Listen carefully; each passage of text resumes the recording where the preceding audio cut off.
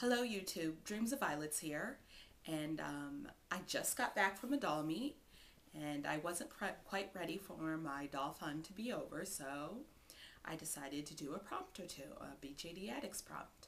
So I'm going to do prompt number 8, which is stigmas and stereotypes, and I'm just going to put cliches in there also because people have talked about some of those also. All right, first, the stereotypes and cliches within the doll, within the BJD community. I'm going to list what they are and then tell you what I think about them. There's the girly dolls and gay dolls. If that's what you want to do, I don't have any at the time, but that doesn't mean I never will, and if I want to, it's my prerogative. What is the other? Anime-esque dolls or whatever. I'm not into anime. I'm a little bit older than a lot of other collectors. I know there's a huge anime following. I probably would have been into anime. When anime was really popular, I was in my early 20s, I'd say, and within that time period I moved to 3 different states, and I was a busy girl, and so it wasn't on my radar really, except for one series, and that's just because I'm a reader. Honestly, right now I've just kind of gotten into like anime and manga, and that's what I meant. See, I don't even know the terms. But I think they look fantastic. I really like the style, actually. What's another one?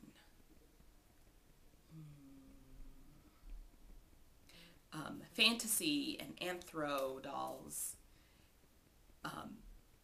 I really like them.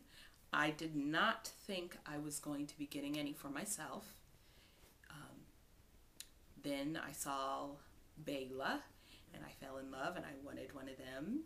And then I saw, I think it's Adamele, whatever the MSD size little unicorn thing is.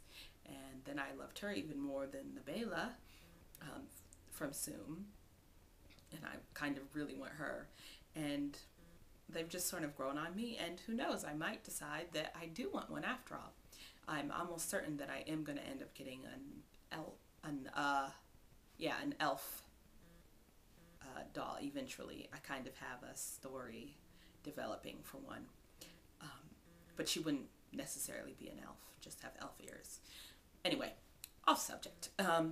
Let's see, what's another one within the hobby? Oh, Japanese names. Okay, this is the one that actually kind of bothers me that people get mad over. How do you think language evolves? We all share from everything. Any of you who live on a cul-de-sac, it's not an English word. Any of you who like tacos, not English. You know,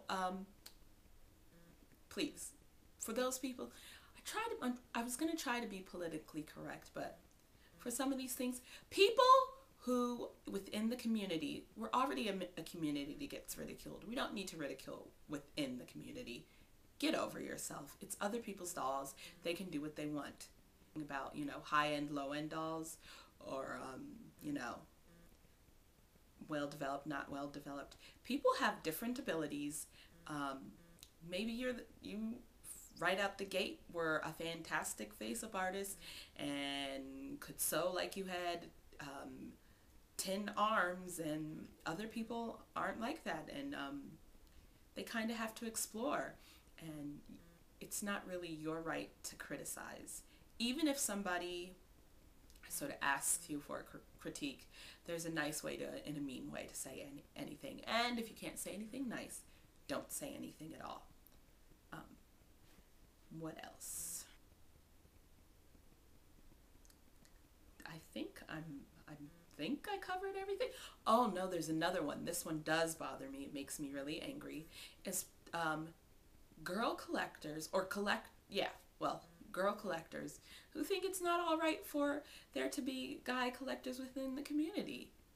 Where girls are the first ones to say we can do anything they can do. So can't that be the other way around? What, men can't be artistic and creative and or want to develop characters?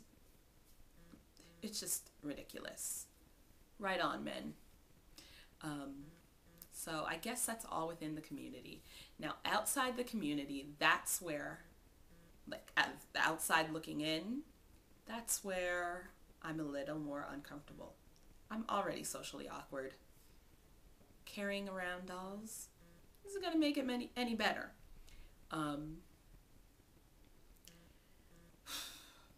Yeah, I'm not a fan of judgment. Where am I going with this? Let me collect my thoughts for a second. I'll try to make sure I edit it out if I take too long. Gosh,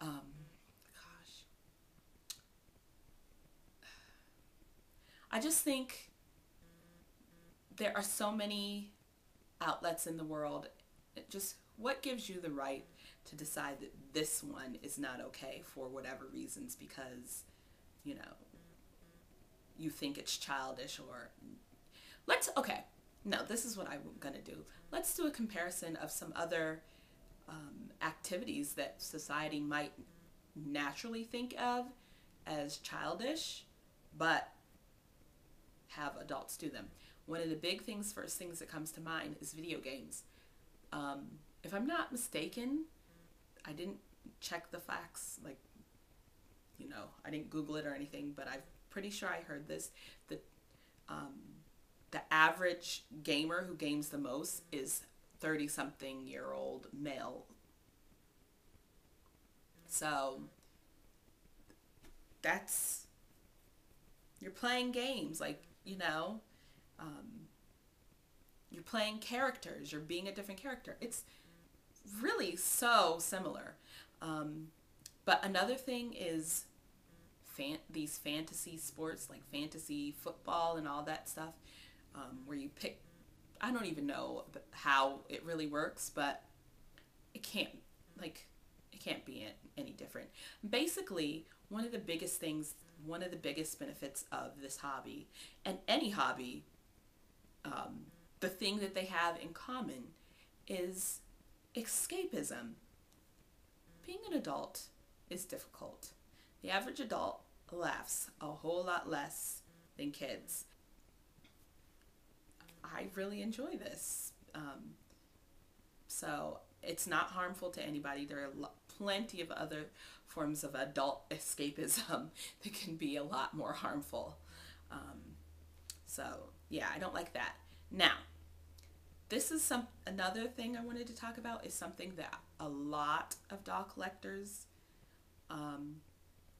get upset about, and I don't necessarily. And that is people thinking their dolls are creepy or scary. Okay. The reason this doesn't really bother me is because, first of all, I have an irrational fear of something. I won't be naming it because nobody's going to be sending me anything of my fear. I know it's completely irrational. It doesn't matter. It freaks me out. Like, if I'm holding a baby, I'll throw the baby. That's how much it freaks me out. And there are people with true phobias of dolls. Now, why? Honestly, it could be any reason, but if you know a little bit of history about dolls, throughout the ages, a lot of times dolls were used as sort of effigies, or like a physical, I don't know what the word I'm looking for.